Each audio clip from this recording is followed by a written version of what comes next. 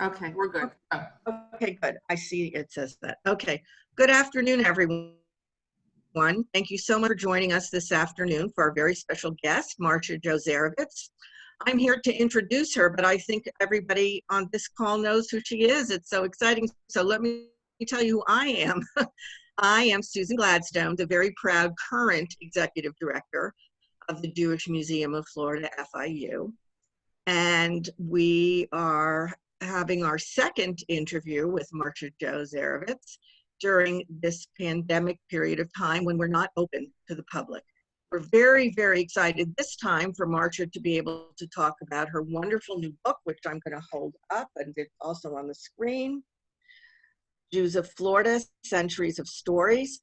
This is an absolutely fabulous book that relates the stories of Jews and the history of the Jews in Florida from 1763 and all of the wonderful accomplishments, struggles, and impact that the Jews of Florida have had over all of these years. And she tells the story beautifully. So, as I said earlier, you all know who Marcia Jo Zerivitz is, but let me just officially say she is the founding executive director of the Jewish Museum of Florida, FIU, and the creator of its core exhibition, Mosaic. And we are very, very excited for you to hear about her new book, The Jews of Florida. So, Marcia, since everybody really knows you, I'm not going to say some of the other things I was going to say about your history. I'm going to just turn it over to you and let you tell everybody about your new book. Thank you so much for joining us today. Thank you. And hello to our Zoom audience, literally from all over the world this Sunday afternoon. This is a wonderful reunion. Get comfortable as we're going to share the next 70 minutes. To celebrate 25 years since the opening of the Jewish Museum of Florida and 35 years of my collecting and interpreting the material evidence of the Jewish experience in Florida, I wrote a book, as Susan said, on what was once a hidden history. Why did I write this book? First, even though Florida is the nation's third largest Jewish community and probably the first place where Jews arrived in what became the United States, no one else had done the research. That was amazing to me. No one had compiled it. So many people ask, why me? Well, no one had done it. Second, to debunk myths, like the notion that the history started on Miami Beach post-World War II. Not true. And in reality, it was probably 348 years prior to Miami Beach, but surely 150 years prior. Third, it is important to have Jewish memories to ensure Jewish continuity. And fourth, because it is timely. With the rise in virulent anti-Semitism, when Jews are even blamed for the current pandemic, it is important right now to show what Jews have achieved to improve the quality of life for all people. The word history contains the word story. Jews are storytellers. I'm going to tell you a story about how this history was retrieved. Little had been revealed up to 1984, when I got involved in the Mosaic Project to research this history. Living in Orlando, I was designated state coordinator for our 4-person team and spent the next 8 years on the road, traveling 250,000 miles from community to community, and spent the next, as I said, 8 years setting up and managing volunteer task forces for the grassroots research to collect oral histories, photographs, documents, and artifacts that told the story of Jewish life in Florida. For some reason, my slides don't want to, okay. Florida is the third most populous state in the nation, with more than 21 million people. That includes about 714,000 Jews, or we are about 3.4% of the population. As I said, most Northeast scholars thought Florida Jewish history began on Miami Beach. Most people think that no one could be a Florida native or surely not have parents and grandparents born in Florida. Jews ask a lot of questions. For nearly 4 decades, I have asked a lot of questions. The answers and material evidence that I assembled with the help of hundreds of people throughout the state resulted in a huge story. I get asked, how do you know what you now know? I now know that history is people. People who effect change, who make the world a better place, people who inspire. Being a product of 1940s, 1950s public schools in Charleston, West Virginia, when I began the research in the 1980s here in Florida, my inclination was to go to the public library. But there were no books on this subject, none at all. And this was before Google and Wikipedia, if you can imagine that. So the primary source was oral histories. Dr. Samuel Proctor was born in Jacksonville and taught Florida history at the University of Florida for 50 years. He was the master of oral history. He trained me how to talk to people, what questions to ask, how to ask, and most importantly, how to listen, which is an art. During the oral history process, I asked for photos and artifacts that supported the stories I was hearing. I did my best to validate the memories of the people I interviewed and make connections of families throughout the state. An important part of the process was to create a database on a 512K Mac, which is in the center of the photo, that came out in 1984, resulting in a collections archive that was the basis for creating the Jewish Museum of Florida in 1995. This database was good enough to get the museum accredited by the American Alliance of Museums and continues to be used and expanded. The collections were the source of 85% of the photos in my book. For example, it is 1986, Google and Wikipedia. Before cell phones, Google, and Wikipedia. I just want to make a point that it was before all that technology. And I am in Jacksonville interviewing Rosalie and Robert Lee Coleman about his grandfather, George Delinsky. In 1857, George was the first boy born in Florida to a Jewish family that had planted roots in the state and has continued to live here as Jews since 1850. I asked if they had any of George's personal possessions. Rosalie chimes in, I have his pocket watch with Hebrew numerals that he carried his entire life. It's in the safety deposit box at the bank, and no one in the family knows that I have it. Would you like to see it? I say, absolutely. And at the bank, I ask if our Mosaic Jewish Life in Florida project could borrow it for display in the traveling exhibition. She says yes. And then in 1995, when we created the Jewish Museum of Florida, I asked if she would donate it to the collections. She again said yes. This is how the material evidence and collective historic memories of more than 250 years of Jewish life in Florida were retrieved, piece by piece. The family continues to live in Jacksonville and has 75 descendants in Florida into the 8th generation. The research findings resulted in the Mosaic traveling exhibit that opened in Miami in 1990 and traveled to 13 cities over 4 years. Jimmy Orovitz was Mosaic's founding president, and we had a statewide board. The success of this exhibit and the enthusiasm and press it generated throughout the state and nation was the impetus to create the Jewish Museum of Florida.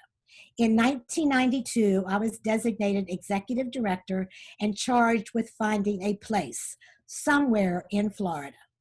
In 1995, Mosaic evolved into the Jewish Museum of Florida on South Beach, a permanent home for the collections and a place to present exhibits and public programs.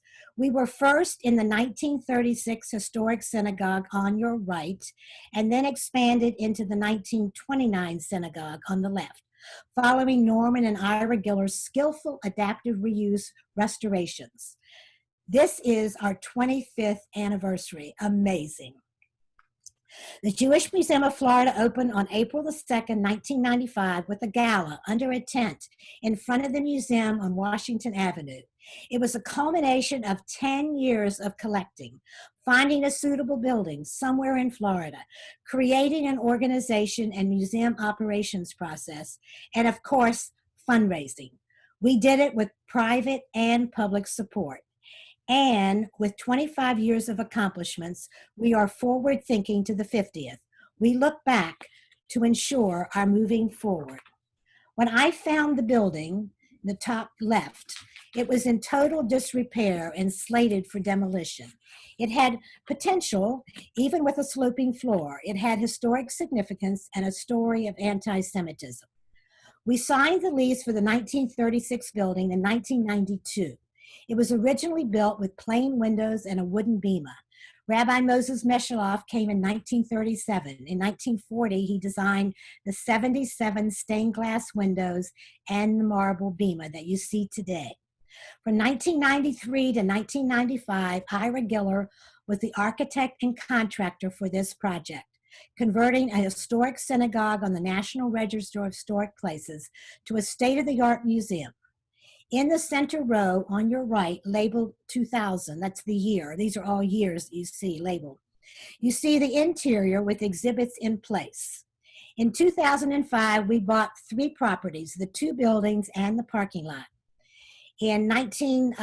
Starting that year, we restored the 1929 synagogue for exhibit space and the collections upstairs. In the lower left, I show the current Jewish Museum of Florida exterior. Ira Giller's final construction phase was connecting the 2 buildings and creating Bessie's Bistro. That's labeled 2008. Last year, the roof and copper dome were restored. These buildings are the most precious artifacts in the collections, and as unique as they are for a museum space, it is what happens inside the buildings that makes the Jewish Museum of Florida. The photographs, documents, and artifacts in the collections are the primary core of our mission: to retrieve, preserve, and interpret the material evidence of Jewish life in Florida.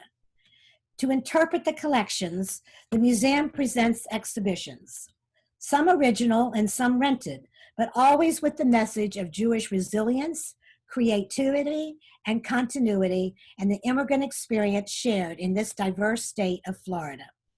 And presents programs for both students and adults that highlight the history, issues, and challenges of Jewish life in Florida.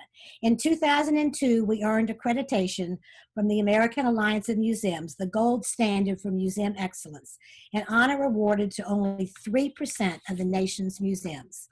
In 2010, we began the process of partnering with FIU, which is Florida International University. In the center is FIU President Mark Rosenberg, flanked by past presidents of the museum up to that time. Left to right, Linda Zilber, Helene Dubbin, Norman Levine, Ira Giller, and Leonard Ween. I am on the left. Norman Giller, who is in the right inset, was our first president. He was an inspiration and passed away in 2008. Elliot Stone, in the lower left, was president during the transitioning to our partnership. Now we are the Jewish Museum of Florida. I retired in October of 2011, and the museum has had 2 more executive directors, Joanne Arnowitz and the current Susan Gladstone, who you just met. Subsequent chairs of the advisory board have been Kenneth Bloom and Ira. The museum's largest private donor to date is Englishman Jonathan Simons. I loved fundraising for the Jewish Museum of Florida, and those of you that are fundraisers know that the best solicitations result in making a friend. Jonathan Simons was my friend and sponsor of my book. He valued the museum as a place to preserve the history for the next generations. Jonathan had a generous heart, and his heart failed him on November the 22nd of 2019, when he died suddenly, before he saw my book. May he rest in peace. Now for some of my stories. From my work with Mosaic and the museum, I became a Florida history and news junkie, and making the Jewish connection to the stories. This morning, like every morning, I read the Washington Post on my phone. Since 2013, Marty Barron has been executive editor, a position he formerly held at the Miami Herald. In 1954, he was born in Tampa, where he grew up. Barron's role as editor of the Boston Globe was highlighted in the movie Spotlight. He led the 2003 investigation into the cover-up of sexual abuse by priests within the Boston Archdiocese. When he was editor at the Miami Herald, the 2001 Pulitzer Prize was awarded for the reporting of the raid to recover Elian Gonzalez, the Cuban boy at the center of immigration and custody dispute. Many of you must remember that story. When I heard Barron speak in St. Petersburg in 2016, he said, and I quote, "We will publish what we think the public should know. We do our research and then tell people what we found. Tell it straight. People are entitled to know the facts." That is the philosophy I followed for my book, to present facts and not utter judgment. I watched CNN News also this morning. 5-time Emmy Award winner Jeff Zucker was named president of CNN worldwide in 2013, and then chairman Warner Media News and Sports in 2019. He was born and raised in Miami, where his parents, Arlene and Matthew, still live. In fact, I got this photo from his mother. Jeff was on national news in early June on the first day of the riots when 4 CNN journalists were arrested. You might remember that. I checked on my family on Facebook. Isn't that how we track our children and grandchildren today? Since 2008, Sheryl Sandberg has been number 2 at Facebook, the world's largest social network. She's been in the news this week on the issue of doing a better job of policing hate content. Sandberg grew up in North Miami Beach and maintains a circle of women friends from middle and high school there. I'm going to just interrupt a second. Susan or Nancy, is everything going all right? Because my light is not showing. Everything looks great, Marcia. Keep it up. Sure, because usually I have a light at the top of my screen and that's not on. Okay. This morning, I also put on my Spanx bra as I dressed. Founder Sara Blakely was born and raised in Clearwater and attended Florida State University. In 2000, Oprah Winfrey named Spanx her very favorite product, and sales took off, reaching $1 million in its first year and $10 million in its second year. Forbes touted her as the youngest self-made billionaire in the world in 2012. Spanx is now available in 20 countries. I checked the cash in my wallet that included a $100 bill with Robert Rubin's signature. Rubin was sworn in as the 70th U.S. Secretary of the Treasury in 1995. As a 4th grader, Rubin moved with his family from New York to Miami Beach. He graduated from Miami Beach High School in 1956 and went on to become a lawyer, banker, and economist. Once upon a time, when you were out and about before this pandemic, you likely attended the Adrienne Arsht Center for the Performing Arts in Miami. This full-page article was in the March issue of Town and Country magazine. In the past 12 years, Arsht has given away more than $100 million. That includes the $30 million in 2008 to save the Miami Performing Arts Center. She has now shifted her attention to policy and global issues. Journalists say they would rather tell the story than be the story. One of the most tragic stories is of dual American-Israeli citizen and journalist Steven Sotloff, shown here in the center in the black helmet. He was beheaded by ISIS on international television in September 2014 in Syria. He was born and raised in Miami, a grandson of Holocaust survivors. A University of Central Florida journalism graduate, he studied Hebrew and Arabic in Israel and Yemen so he could tell human interest stories about the Middle East. It took me a very long time to find this photo that shows what Steven did as a journalist. Note the paper and pen in his hands and the intensity on his face.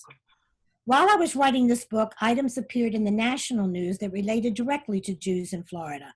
Ivy Schamis in the center taught a Holocaust class for 17 years at Miami Stoneman Douglas High School. Her father, Norman Levine, served 2 years as president of the Jewish Museum of Florida. Of February the 14th, 2018, Ivy said, "In class, we were discussing hate groups likely to be on their college campuses and tactics to stand up for what's right. At that moment, loud shots rang out in the hall, and the students flew out of their seats to shield themselves, some using Ivy's vast collection of Holocaust books. The shooter appeared at the glass panel in the door, killed 2 students and injured 4 in that classroom in front of Schamis and her students. 5 of the total 17 dead were Jewish. Schamis asks, how can this happen of all places in a classroom where students were learning how to combat hate? The lessons of the Holocaust were coming alive right there in room 1214. Several thousand Holocaust survivors have come to Florida. Most settled in South Florida, but there are some in nearly every community. They built new lives in peace and freedom, yet many struggled daily. I have a section in my book depicting what they accomplished in the institutions they started to tell the story of genocide, like Walter Lobenberg, shown in this photo with his center arm extended. On November the 10th, 1938, Walter witnessed as Kristallnacht, the night of broken glass, swept through Frankfurt, Germany, and destroyed the Jewish community.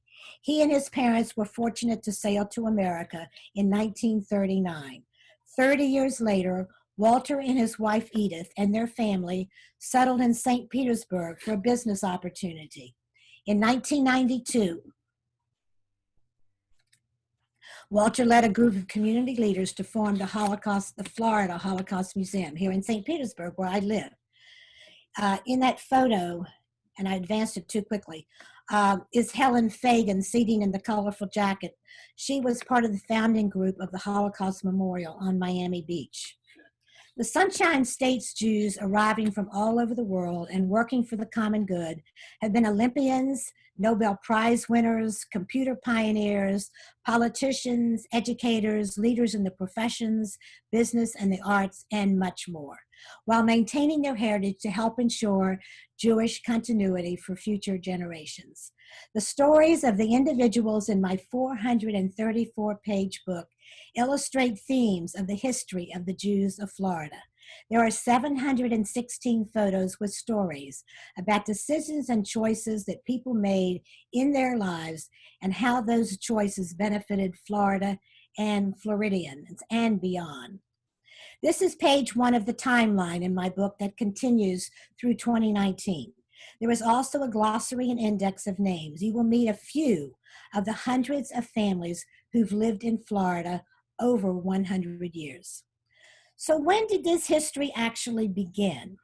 Most are not aware that Jews could not live in Florida for 250 years after Florida was discovered in 1513. That is when Ponce de Leon first discovered Florida. He arrived on the East Coast, probably somewhere between today's Daytona Beach and Melbourne. He found the natives hostile and named the new land La Florida, after Pascua Florida, which means the Feast of Flowers, because it was Easter time. Because this was during the Inquisition, which lasted from 1478 to 1834, and Ponce de Leon sailed for Spain, which then owned Florida, only Catholics could live here for the next 250 years, until 1763. That is when the Treaty of Paris was signed, following the 7 years or French-Indian War, the final phase of the century-long Anglo-French struggle for colonial and commercial supremacy. In this treaty, Spain ceded Florida to Britain, and people other than Catholics could finally settle, including Jews. These Pensacola Council minutes reflect the names of 3 Jews who arrived in 1763. Alexander Solomons, Joseph de Palacios, and Samuel Israel bought property and stores and did business with the British and others, selling wood and dry goods.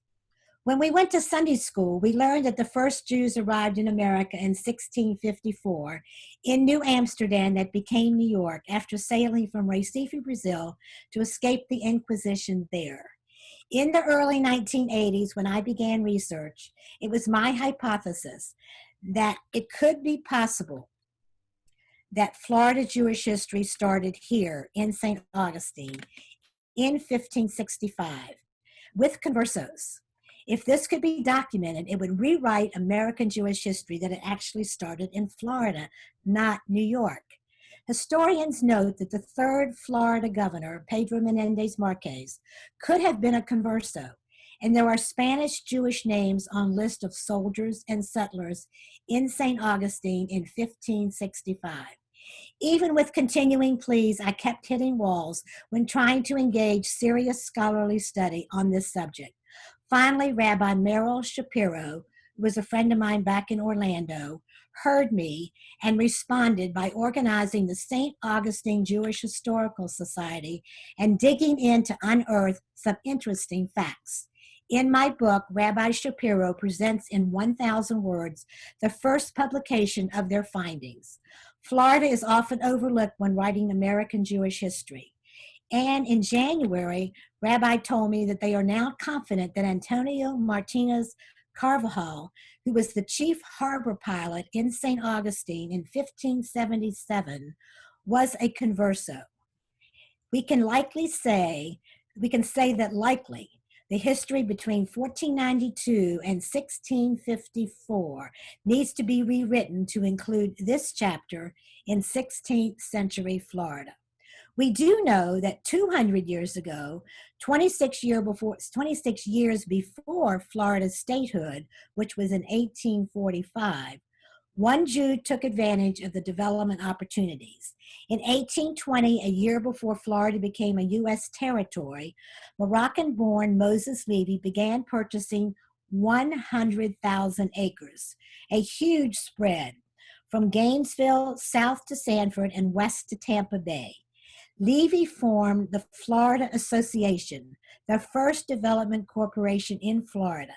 His attorney was Alexander Hamilton Jr., who at that time was the U.S. Attorney for East Florida. Moses Levy, the most important person in early Florida Jewish history, built his 1,000-acre pilgrimage plantation just south of Gainesville on the northeastern rim of what is now Levy Lake in Alachua County.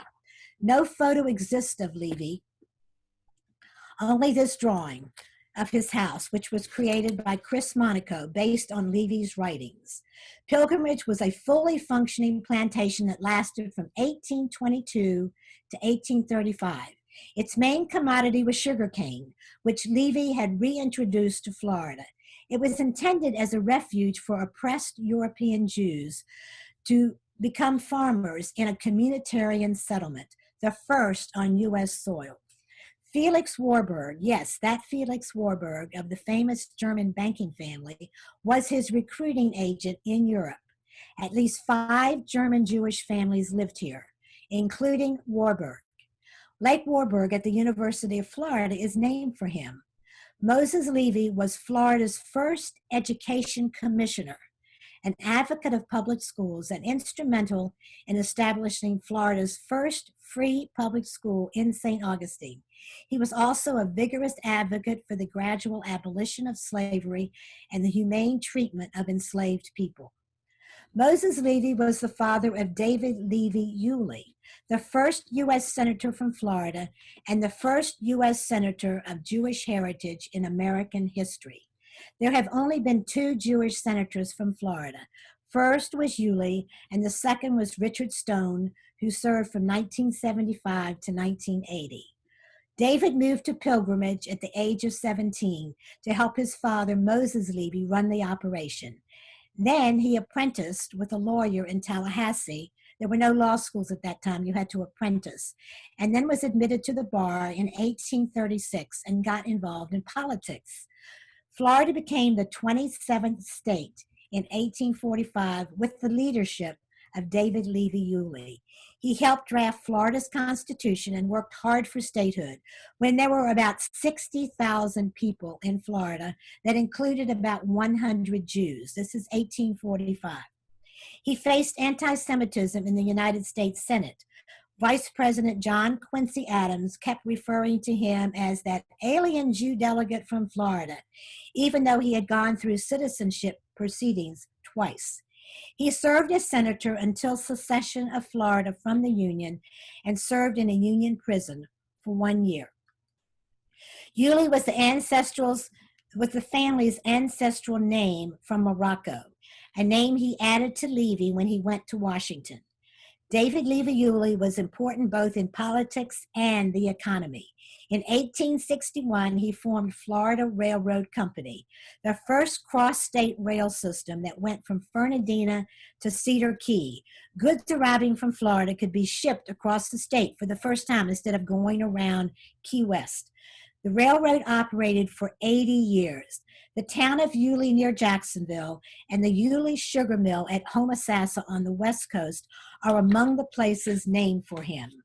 In my book, you will find an interesting story about Confederate gold hidden at another of Yulee's plantations, Cottonwood, and also a defense about his conversion. The evidence is that he died a Jew. During World War II, there was a U.S. Liberty ship named for him. Moses Levy's plantation was destroyed at the start of the Second Seminole War in 1835. And this is when I introduced another important Jewish person in early Florida history, Abraham Myers, for whom the city of Fort Myers is named, on the west coast of Florida. In 1833, he graduated from West Point. During the Second Seminole War, Myers engaged in battle with the Seminole Indians. In 1849, Myers was made chief quartermaster of the Department of Florida and was stationed at Fort Brooke, that became Tampa, with General David Twiggs. In 1850, General Twiggs, then Myers' father-in-law, ordered a new fort to be built in southwest Florida on the Colusa River with the designation of Fort Myers. Colonel Myers became the first quartermaster general of the Confederate Army. As a result of recent events, the word Confederacy evokes racist anger. Remember what I said about Marty Barron, about presenting the facts. This is what I do in my book, present the historical reality and not utter judgment. This Florida map tells a large story. It reflects the sequence of the earliest documentation of Jewish life in communities around the state. If you can follow me on the map with the numbers, up in the top left-hand corner is the first place in Florida where Jews settled in 1763. Then we jump to Micanopy in north central Florida, 1819. Third, Tallahassee, 1837. It had been chosen as the state capital in 1824. That's why Jews started settling there. Number 4, all the way down to the tip of Florida, Key West in the 1840s. Jacksonville, 1841. Tampa, 1844, which I want to note is 48 years before South Florida. There was no South Florida. Number 7, Ocala, 1850s. Orlando, 1865. Palm Beach, 1892. Miami, 1892. Both a result of Henry Flagler's railroad coming down the East Coast. St. Petersburg, 1901. Davie, which was the first place in Broward County where Jews settled in 1910. Sarasota and Miami Beach first had Jews in 1913. Fort Lauderdale, 1915. Boca, 1931. Which area today hosts the state's largest Jewish population with about 238,000 Jews. Then Jews did not settle in southwest Florida, which is the Fort Myers, Naples area, until the 1950s. Since I mentioned the Jewish population in Palm Beach County, I'll mention in Broward County today it's about 170,000, and in Miami-Dade it's about 123,000. I want to note that when I started the Mosaic Project back in the mid-'80s, Miami-Dade had the largest Jewish population at about 300,000. But as you can see, there's been a shift to Palm Beach County. The Moses Levy family is no longer Jewish. So who is the longest continuing Jewish family in Florida? The answer, the family of Polish Jews, Abraham and Rosalie Dolinsky, who came with their family to America in the 1840s, which connects back to the pocket watch I showed you in the beginning. By 1850, their son, Philip Dolinsky, in the top left, was the first to arrive in Jacksonville. He brought the father. The mother, unfortunately, had died after the crossing of the Atlantic. She died in New York. And he also brought his 8 siblings. Philip married Ida Ehrlich. Their children born in Jacksonville were in the top center, George, who owned the pocket watch, born in 1857, and his sister Regina, born in 1859. A brother Morris, on the top right, was the mayor of Jacksonville and the first president of Ahaveth Hesed, the congregation in Jacksonville, which actually the second one in the state. In the lower right is a sister, Helena. Helena married Robert Williams, a Jewish businessman and cotton plantation owner in Tallahassee. All of the family married Jews. I find this truly remarkable, with so few Jews in Florida in the mid-19th century, and a statement of their strong adherence to tradition. This is an 1897 photo of their family in front of their Tallahassee home. They had 5 daughters. You count them, they're all in the photograph, and all of them married Jews. In the early days of my research, I found that Helena and Robert Williams' first daughter, Rachel, was the first Jewish child born in Florida to this family, who had come in 1850. Remember, I introduced George as the first boy. He was born in 1857, but his cousin Rachel was born in Tallahassee in the year before, in 1856. But the thing that was the most frustrating for me, and my whole history is based on photographs and material evidence to show that these people actually existed, and no one in the family had a photograph of Rachel. And this was just really frustrating for me. And this is an important historic fact. It was not until December of 2018 that I got this photo that I had been seeking for 35 years. In spite of not being wanted, Jews have hugely contributed to the history and development of the Sunshine State. You're getting the trend here. In fact, there are many firsts that I reveal in my book. Another daughter of Helena and Robert was Mina Williams, a third-generation Floridian Jew and the first Miss Florida in 1885. When I gave my book talk in Jacksonville, well, these slides are moving on their own now. When I gave my book talk in Jacksonville in February, my last live talk before the pandemic shutdown, I was presented with a collection of letters translated from German by an 8th-generation descendant of this Delinsky family. You heard me right, the 8th generation in Jacksonville. And yes, they're still Jewish. Mina, the Miss Florida, had married Julius Hirschberg, a very prominent Jew of Jacksonville. This is one of a series of letters sent from Germany to Mina Hirschberg in 1940. It's unusual for a couple of things. First, it's unusual that a letter is addressed to a woman, Mrs. Mina W. Hirschberg, which I show in the top red circle. And second, it is unusual because these letters reference a donation she made in her own name. This is 1940, before the women's lib movement. The letters express that the most urgent need is the acceleration of immigration of Jews from Germany. This is 1940, remember. And the letter further explains that that $400 US are required to be paid to HIAS, the Hebrew Immigration Aid Society, to sponsor each person to immigrate from the German Reich's territory. They were an appeal for more funds for a couple that Mina wished to sponsor, and we also now have the German receipt for the funds that Mina sent. Another major pioneer family active in business as well as civic and religious life are the Benjamins. Born in Prussia, Simon Benjamin, shown in the inset, immigrated to Florida in 1865. He came to Alachua County to establish a business in the village of Waldo.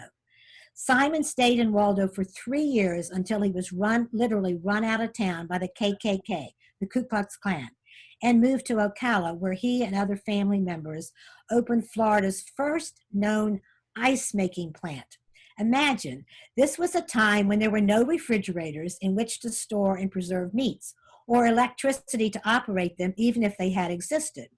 Many homes contained ice boxes, and the Benjamins delivered ice on wagons. Simon was president of the board of the Marion County Commission, on the school board, and was president of his congregation. Simon moved into Jacksonville in 1901, became a cigar and tobacco business owner, and served as president of the congregation there, his second presidency, that was founded in 1882. His son, Roy Benjamin, who is in the red circle, became an architect who was acclaimed for theaters. He designed more than 200 movie theaters, one in nearly every Florida town, including in 1934, the Art Deco Classic Colony Theater on Lincoln Road on Miami Beach. The stories go on, and they are wonderful. Meet Saul Snyder. In 1904, after serving in the Russian army, he left and was sent by the Jewish Agricultural Society to Fernandina Beach, Florida. Then in 1908, he settled in St. Augustine because he made the 10th man for a million. He first had a small grocery store, bought a cow, developed a cattle ranch, and eventually was a founder of the Florida Cattlemen's Association in the 1950s, when cattle was the state's largest industry. His cattle brand was a Mogan David, which in Hebrew means Shield of David and refers to the six-pointed star. His ranch was named Bar Mitzvah, Emes. Jews in Florida have, from the beginning, made a living in retail and wholesale goods. First is peddlers, then the peddlers transitioned into mom and pop stores around 130 years ago. This is the Canner family.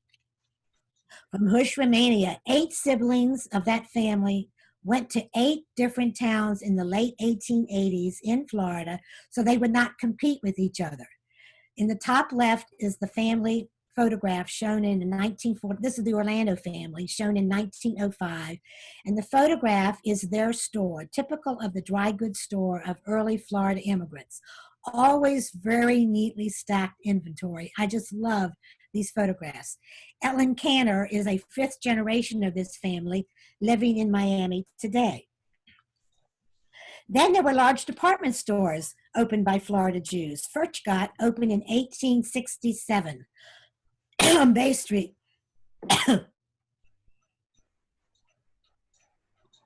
While Union forces still occupied the city between 1864 and 1869. This Austrian-born Furchtgott family began selling carpets and dry goods, and they opened many branches. Furchtgott's history was intertwined with Jacksonville's for more than 100 years. Many Jews were pioneers in large Florida department stores. This is Abe and Ben and Maz, children, and with their children, Saul and Jesse, in the left photograph. In 1895 in Tampa. They came from Germany in 1894, and then his brothers joined him. This is the first Maz Brothers store, which was in Tampa in 1896. And this became a chain of 39 stores around Florida that lasted 105 years and is now incorporated into the Macy's chain. And then Florida Jews developed shopping centers like University Town Center in Sarasota, developed by Nathan Benderson, and Aventura Mall, owned by the Sofer family, Florida's largest mall. It's in Miami, but it's the Florida's largest mall, and it's the nation's second largest, with more than 3 million square feet. And talk about largest. Auschwitz survivor Tibor Ted Hollow, shown in the inset, who arrived in New York in 1945 with $18, in 2018 opened the tallest building in Florida at 868 feet and 85 stories in Miami with a 2,000 car parking garage at a cost of $800 million. We think this is really big, right? And then consider New York's 28-acre, $25+ billion project, the Hudson Yards, as the press calls it, a nation state for the 1%, brought to you by the most powerful city shaper in modern times. Stephen Ross graduated from Miami Beach High School in 1958, attended the University of Florida, and became the founding chair of the related companies. Ross is shown here as standing on the highest observation deck in the Western Hemisphere at his Hudson Yards. Ross also owns the Dolphins football team, the first professional sports team in Florida. And like many of you, I follow all of Florida's sports teams. In Miami, there is also the Heat basketball, owned by Mickey Arison, and the Marlins baseball team, which Jeffrey Loria sold to Bruce Sherman, another Jewish person of Naples, in 2017. And Alan Cohen once owned the Panthers ice hockey team. Where I live in Tampa Bay, all 3 professional sports teams are owned by Jews. As we drive around Florida today, we come across cities developed by and named for Jews, and causeways and bridges named for Jews who have contributed much to the development of the state. Jules and Jack Freeman settled in Florida in 1953 with $10,000 and built a city on the West Coast, San Carlos Park, and then developed the largest orange grove in the world, which you see here. This is an aerial photograph. 4 million trees, 37 square miles in Arcadia, which is along Florida State Road 70. They accumulated, developed, and sold a total of 89,000 acres, or 139 square miles, which happens to be 6 times the size of Manhattan. Emmeline Miley settled near Tampa in 1844, a year before Florida became a state. Again, I want to remind you, this is 70 years before any Jews are on Miami Beach. At age 18, Emmeline Miley married immigrant Emmeline married William Miley only after he agreed to sell his slaves. They cleared land, built a log cabin, and planted the area's first orange grove. Emmeline survived many Indian attacks, raised 12 children, and after William's death, expanded the groves herself. She was buried there in 1907, and today there is a Miley Road in tribute to her pioneering spirit. Tobacco and cigars are a large part of the Florida Jewish story.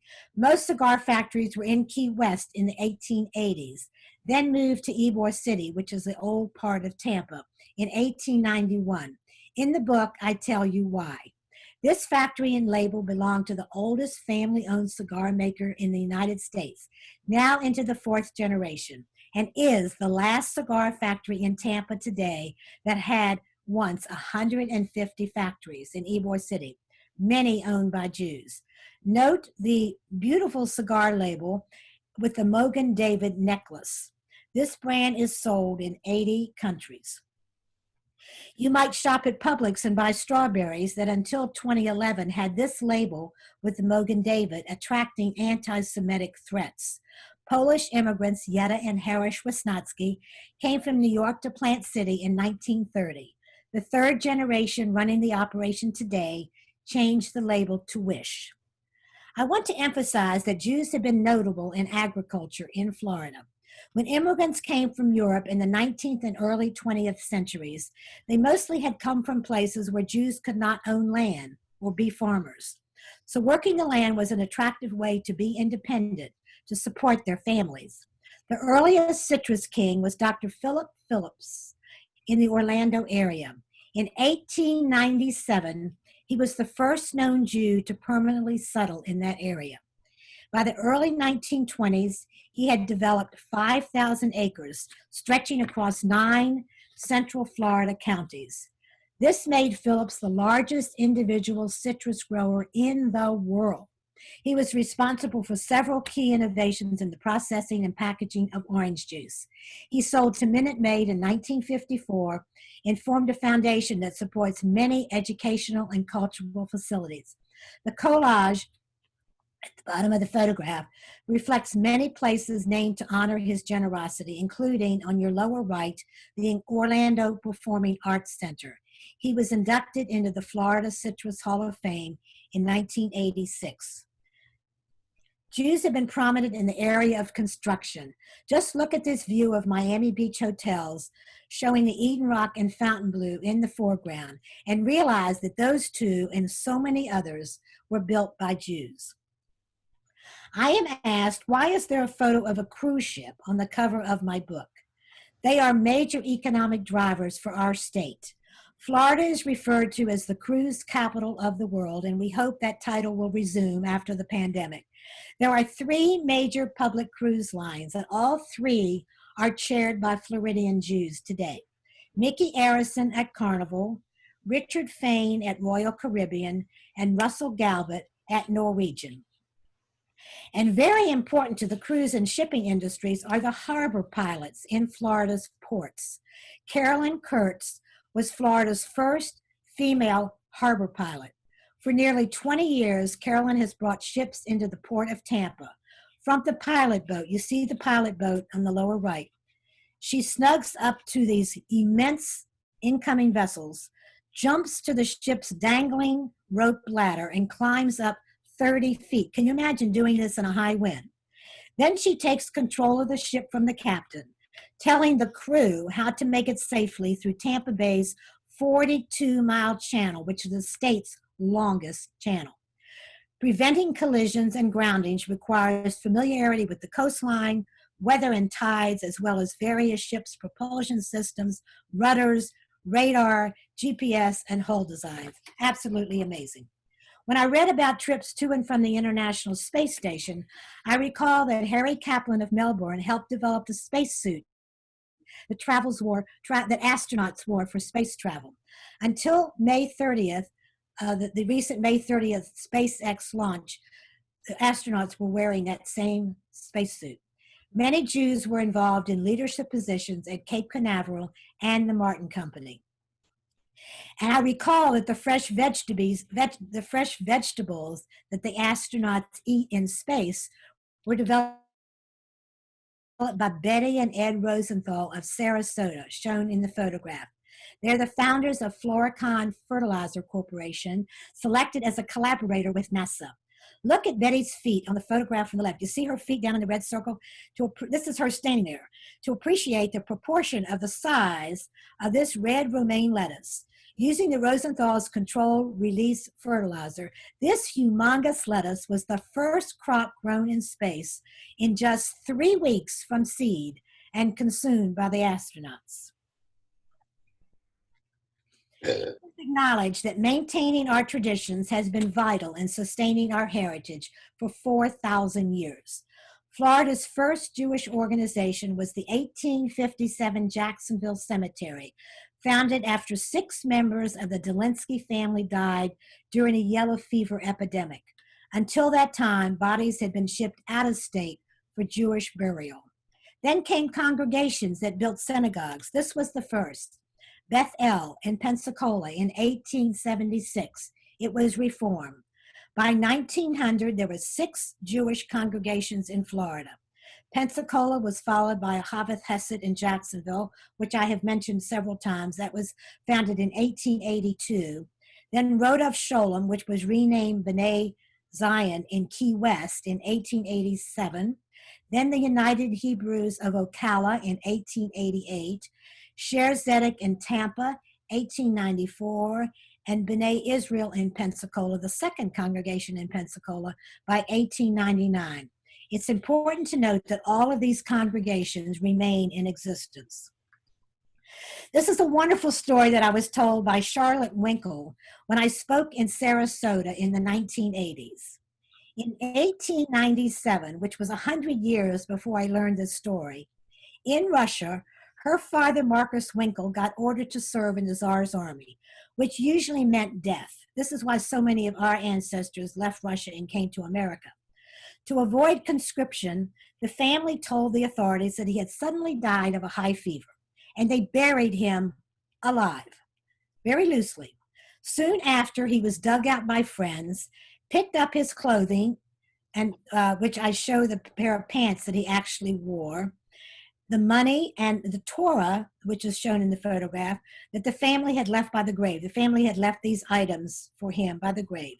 And he made his way to Palestine. Soon the bank where his father had deposited money failed. He trudged back to Russia to tell his family he was going to live in America, which he had learned was the only really safe place for Jews. He came to Moffett, Florida, which is a little bit east of Sarasota, and opened a lumber mill, which had been the family business in Russia. He was lonely, so on one of his trips to New York, there was a shidduch made with Hannah Rutkowski, who was a daughter of a founder of Yeshiva University. So you know she was very Orthodox, and he brings her to Moffett, Florida. In the photograph, you see her with her 2 children, Charlotte and All of a sudden I forget her brother's name. But this picture was taken in 1904. This is another wonderful story. One day, Hannah stepped on a rusty nail in the lumber yard. The mill hands, just trying to be really helpful, wrapped a piece of salt pork around her foot to draw out the infection. She was so upset because she was kosher and she could not stand the thought of having pork touching her body at all. And that was the impetus for the family to move to Jacksonville, which was the largest Jewish community in the state until the 1930s. You've heard me talk about Jacksonville a lot. I found the tour that Marcus had brought all this journey in a Jacksonville synagogue. And in the lower right, on the right-hand side, you see the photograph of how that tour is displayed at the Jewish Museum of Florida. You will read about many firsts in my book. Isidore Cohen was the first permanent Jewish settler in Miami when Miami was founded in 1896. As Henry Flagler brought his railroad down the east coast of Florida, some Russian Jews who had first come to New York heard about the opening of South Florida and followed the railroad first to West Palm Beach in 1894 and then to Miami as the rails extended there. Not Florida's first bris, but Miami's first in 1907 of Isidore and Ida Cohen's son Eddie. The rabbi came from Key West by boat. This was a major event and the courts actually closed. 25 years earlier, this was a bris in Sanford, which is near Orlando. Also a Cohen family, and the rabbi was brought from Jacksonville, also by boat. One of the images on my book cover is at the top left. The 1920 wedding photo of Gertrude Katz and David Moses on an alligator is just one of a collection that I gathered during my research of people with our state reptile. I just got a whole collection of them. It was amazing to me. And it happened to be at the same time that Florida designated the alligator as a state reptile. Gertrude was the daughter of Rosa Benjamin and Jacob Katz, who had a large wedding in 1886.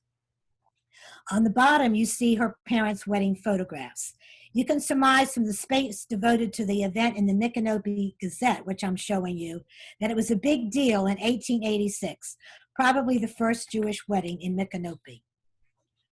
I just got possession of this 1917 issue of Yiddische Tageblatt, which was an Orthodox publication in New York City from 1885 to 1928 that had this photo of a 1917 wedding in an Orlando orange grove under a chuppah made from the Zionist flag. If you look really closely at the center in the middle of the orange trees, you'll see the chuppah. The photo, which includes the entire Jewish population at that year, 1917, is in my book, and a wonderful example now of how Florida Jews were making news in New York about 100 years ago. And as I said, I just got this paper a few weeks ago. Another example of passing on Jewish traditions is from 1 year later. In 1918, Fannie Moss of Jacksonville spent months collecting seashells to make this dress for her YMHA Purim party. Her son, Norman Moss, gave the museum this dress, and her grandson, Frank Moss, was my dentist in St. Pete. I have all these wonderful connections. Who were the first Jews on Miami Beach? In spite of restrictive codes and land deeds that prevented Jews from living north of 5th Street, this Jewish family from New York City moved to Miami Beach in 1913, settled at the tip of the beach, and was very successful. Hungarians Joe and Jenny Weiss arrived with their son Jesse because Jesse had asthma. The New York doctor said, "Go to the ocean in Florida," which translated to Miami Beach. It was not even a city yet. Miami Beach did not become a city until 1915. Joe's Stone Crab has been in the same location since 1918 when they bought this bungalow. The same family owns and runs the restaurant today, arguably the most famous restaurant in Florida. I always get asked, what's the stone crab story? How did that get started? In 1921, a Harvard ichthyologist bought a crab to Joe to cook and eat hot. He pulled it out of the Atlantic Ocean and brought it in. They ate it hot and it was awful until Jenny, the wife, chilled it, and so it goes, the story. I am told that Joe's has the 3rd highest gross restaurant revenue in the country. More first, in Miami in 1925, Mitchell Wolfson founded a movie theater company chain WMETCO, which stood for Wolfson Meyer Theater Company, with his brother-in-law, Sidney Meyer. Wolfson controlled WMETCO until his death in 1982. It became a giant conglomeration for entertainment and leisure time activities that was sold by the family for nearly $1 billion in 1983, the largest corporate sale in the history of South Florida at that time. In 1943, Mitchell Wolfson served as mayor of Miami Beach, which has had 17 Jewish mayors since, and the current mayor is Dan Gelber, also Jewish. Wolfson resigned to serve in World War II, and then in 1949, he and Sidney Meyer started Florida's first television station in the first WMETCO Theater, which you see on the left. It was the nation's 16th TV station, WTVJ. Mitchell was the son of Louis and Rosa Wolfson, who came to Key West in 1887 at the urging of Louis's brother Joseph Wolfson, who had been shipwrecked there in 1884 and stayed. In 1915, they moved with their 4 children to Miami. I devote 13 pages of my book to Jews in politics and thank Elaine Bloom and Bernie Friedman for helping me validate the lists that I compiled of federal and state legislators and mayors. One early example of a Jew in politics is Jacob R. Cohen. He had a store in Orlando by 1873 and got politically active to form a city government. Cohen served as the secretary for the first meeting of the town council of Orlando. He helped draft the city's charter in 1875 and was elected first alderman. Now get this, do you remember Rachel Williams, I had so much trouble finding the photograph, that was born in 1856 in Tallahassee? Well, he married her. He moved to Tallahassee, resettled there with her, and began again to get involved in politics. He was a delegate to the Democratic National Convention in 1901. He conducted the first statewide campaign for Jews in Palestine in 1915 that raised $10,000, 20 years before the first Jewish Federation was organized in Florida, which happened to be, again, in Jacksonville. The first Jewish mayor of more than 200 in Florida was Henry Brash. Elected in 1879, the German immigrant served 3 terms in Marianna, then moved to Tampa with his family, shown here. Many early Florida Jewish mayors were Jewish, as they were respected, trusted, good speakers, and considered highly educated. Abe Aronovitz was raised in Key West, one of 10 sons of Kate and Dave Aronovitz. I showed you their store way back in the beginning, if you can remember that far back. He settled in Miami in 1922, and after serving in World War II, he went into law practice. As Miami's 27th mayor, he battled anti-Semitism, the police department, and slums, and forced Power and Light to cut rates. Stephen Abrams is Florida's first Jewish county mayor. He is currently executive director of the South Florida Regional Transportation Authority. Florida has had 1 Jewish governor. This is the 1933 inauguration program for Governor David Schultz, who was from Daytona. This photograph is very historic, and I didn't know it at the time I got it. This was taken on February the 15th, 1933. Schultz, shown in the center, is with President-elect Franklin Roosevelt, and on the other side, on your right, the Chicago Mayor Anton Cermak. Cermak was shot in the Roosevelt assassination attempt at Bayfront Park in Miami. Again, this is 1933. Cermak died of his wounds in Jackson Memorial Hospital in Miami. Giuseppe Zangara was convicted of murder and was electrocuted in just 1 month. We've had nearly 300 Jewish judges to the present. 5 Jews have served on Florida Supreme Court: Arthur England, Miami; Ray Ehrlich, Jacksonville; Gerald Kogan, Miami; Barbara Perriente, West Palm Beach; and Robert Luck, Miami, in the lower right, who was appointed a little over a year ago and served only 11 months because he was then appointed and confirmed by the U.S. Senate as a judge in the 11th U.S. Circuit Court of Appeals, where he now serves. There's such a variety of stories in my book, like this 1966 U.S. postage stamp that is the first of a living person. Lou Jacob of Sarasota was a master clown who performed for Ringling Brothers and Barnum and Bailey Circus for 60 years and was founder of the Clown College of Florida. In the 1980s, as I gathered photographs, I developed a slideshow. Remember, there were no computers or digital back in that time.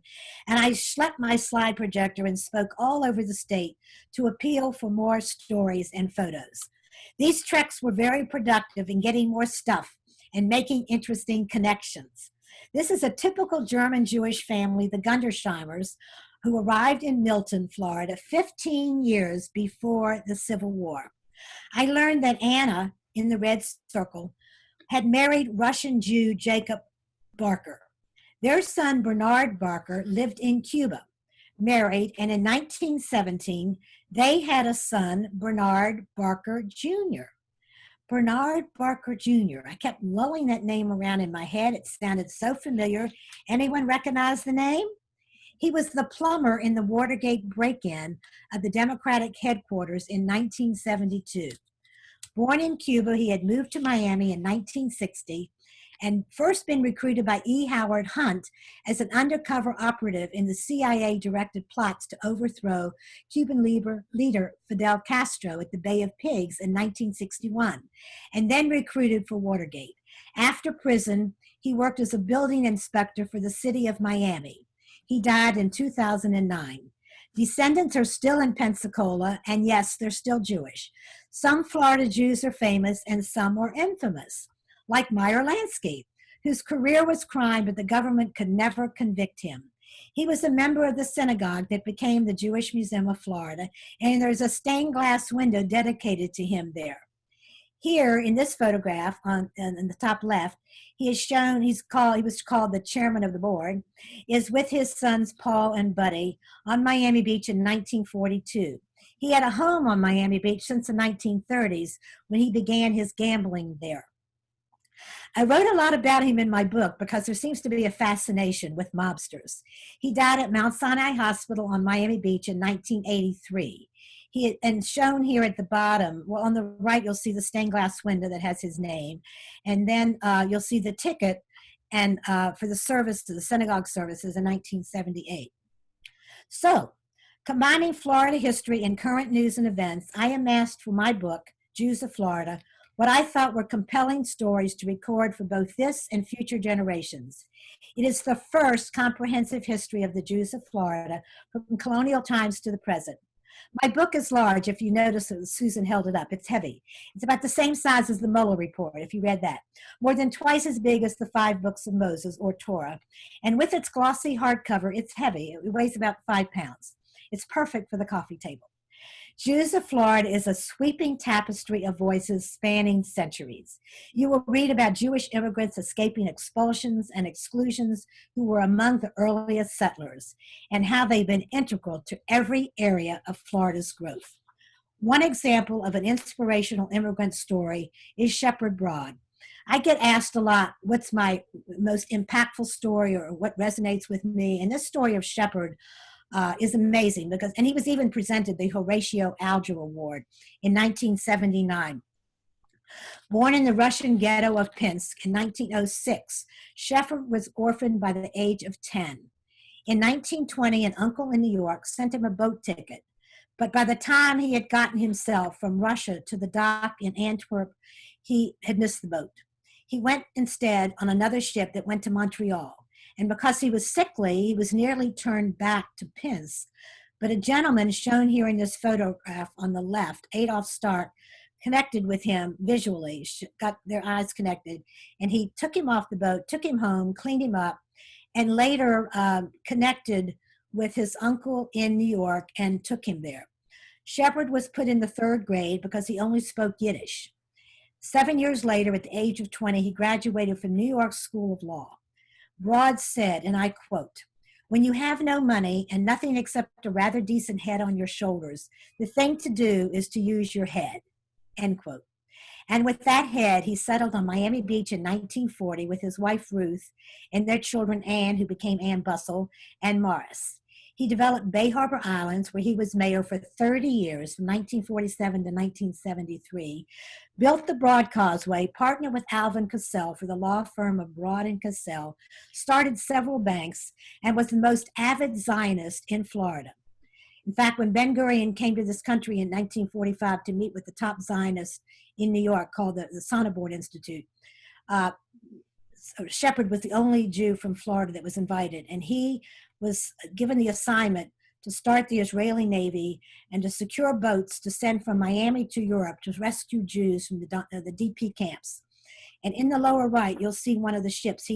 He commandeered 3 ships that went from Miami to Europe and eventually brought the displaced persons to Palestine. He was a remarkable man. It's a remarkable story, and he battled anti-Semitism his whole life. In my book, I used the word anti-Semitism more than 50 times because that was the driving force that propelled Jews to move from place to place over history. I discussed the dark side of the Jewish experience in Florida, one of continuing prejudice and discrimination of Jews as a convenient scapegoat for society's broader failings. Often Jews who left Europe because of anti-Semitism faced anti-Semitism again when they settled in Florida, like this early case of Samuel Fleischman shown on the screen, who was murdered for giving credit to freed slaves in 1869. 150 years later, Florida has the second largest number of hate groups in the nation. These kinds of discriminatory signs were seen all over Florida until a state law in 1949 made them illegal. My book is a vehicle for discussions. Young Jews who grow up in Florida and all those who choose to make Florida home have this knowledge of what Jews before them experienced and the actions they took to improve the lives of Jews here today. Both of these images are from the 1930s. Knowledge of the ginormous contributions in every area in the development and success of Florida strengthens Jewish identity and provides information and tools to combat the resurgence of anti-Semitism. My book is one tool to use against this hatred because it presents the evidence. I grew up during the age of Hitler and the Holocaust, when many Jews followed the Still philosophy of hush, don't brag or speak about what Jews have accomplished. They thought this would quell the hatred. Well, that did not work.